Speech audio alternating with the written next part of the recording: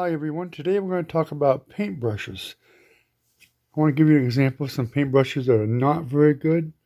Here's one right here. You'll see these at a lot of the craft stores. You'll see the brushes are like really super soft. They don't hold paint very well.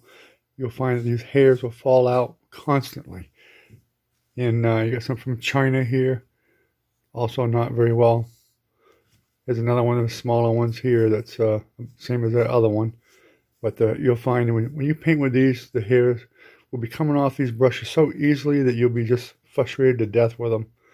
And most of these you'll see, a lot of them don't even have a name on them. Some have some names, but a lot of them don't. Those are the ones you want to avoid. Here's a liner brush right here. It might work once or twice or so, but as you can see, it doesn't really hold its shape very well at all. So I'm going to start over here real quickly with the Bob Ross brushes, because a lot of you will be doing the wet on wet painting. And we'll start here. You got some nice little liner brushes, and these brushes here are over 20 years old, and you can see they're still holding up quite well. This is a 1-inch brush, which is made for bushes. You can see it's kind of rounded at the end. Here's a 1-inch square. Works great with smaller paintings. And this is a blender brush. You can see it's a lot finer than their standard 2-inch brush, which is right here. But you can do blending with this 2-inch brush just as easily. And here is his bush brush. You see it's been worn pretty well. And here's an even bigger bush brush, which also works very well. Over here you'll see the Bob Ross knife. It's been worn. I've worn the name right off it. And here's your rounded top brush. There's actually another name for that, but I call it the round top brush. This one here, you can see the little, it's made for fur and hair. These are great for doing like raccoons or deer or any kind of furred animal. Here's your flat brush. This is a smaller one. This one's getting pretty worn down. And we have different size fan brushes. And they all have a number on the side of them.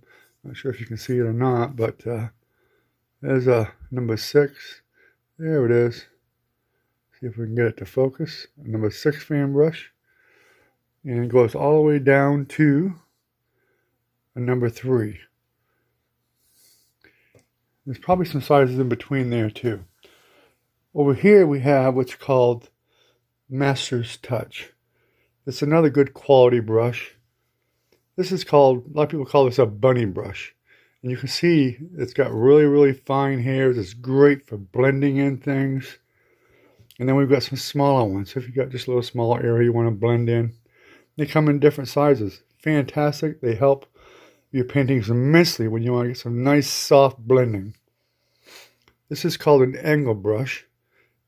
Basically, it's like a flat brush, but at an angle. You'll be surprised at how useful these angle brushes are. I love them things. They're beautiful for drawing straight lines and filling in small areas. You can use the tip of them for kind of like a fine brush stroke. Because you can, when you get the paint on both sides, it'll be just like a sharp knife on the edge of it. And you've got the flat brushes, different sizes. I would get, at least a few different sizes, from like, up to a 1/4 inch, 1/2 inch, 3/4. Lots of those. Same with the angle brushes. I use these small ones a lot. They're so handy to have. And then you have your different liner brushes. And this is got a bigger number on it, so it would be a number 2. And they go down to a 00. And this one here, the rounded top, is a filbert. Another one that's immensely useful, and you'll find that the more you use them, the more you'll love them. Now these brushes here are from Rosemary and Company. They're made out of England, but they make some of the best brushes there are. I've used them for a long time now. especially their liner brushes. They go from 000, 0, 01, 02, and 3. They got some beautiful brushes there. And we come over to these brushes. And let me see which ones these are. These are the couple of different brands here, evidently.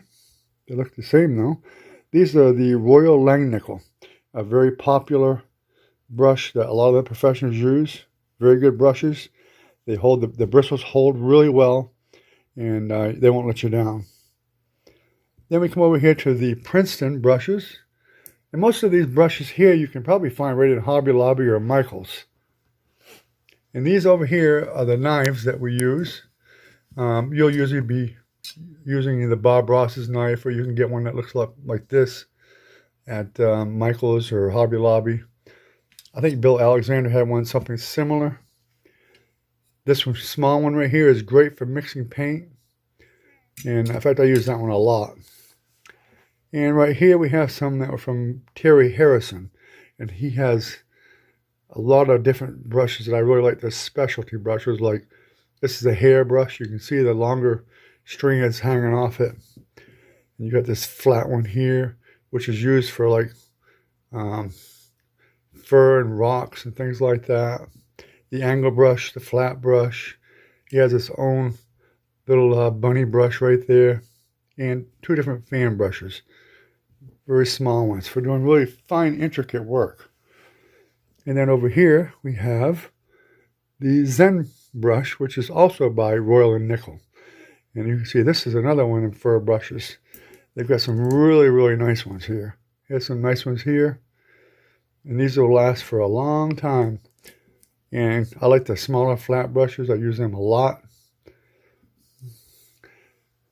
And you can see there's quite an assortment. I like the long handles on them. I use some of the short ones too, but I really prefer the long handle brushes.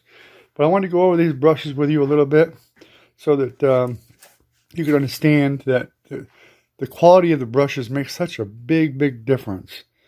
Like there's a lot of quality sets out there you can get at Michael's or Hobby Lobby or online. Master Stroke, the Bob Ross ones, Rosemary, Royal Langnickel, Master's Touch, Grumbucker, Winsor and Newton, Da Vinci. They're made out of different things. Some are made out of synthetic, nylon, hog. Like even the Bob Ross ones are made out of hog hair. Rosemary brushes are made out of badger. The Royal Langnickel, they say they're made out of ear hair. Not sure I understand that one. I'd have to look it up some. Master's Touch are made out of hog hair. And the Grumbucker, they're synthetic. Da Vinci are synthetic, and some are nylon, some are hog. So there's a big mixture there.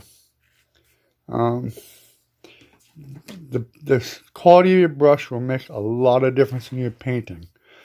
I can't emphasize that enough. So try to get the best brushes you can. They'll last for years and years as long as you maintain them properly. I will be doing a separate video on how to maintain your brushes, how to reshape them when they kind of get worn down a little bit and stuff, and how to make sure you maintain them properly and keep them working for years and years. So that's the end of this little video. We'll see you at the next one, and the next one actually going to be on what you need to do wet on wet with Bob Ross style painting. Have a good day.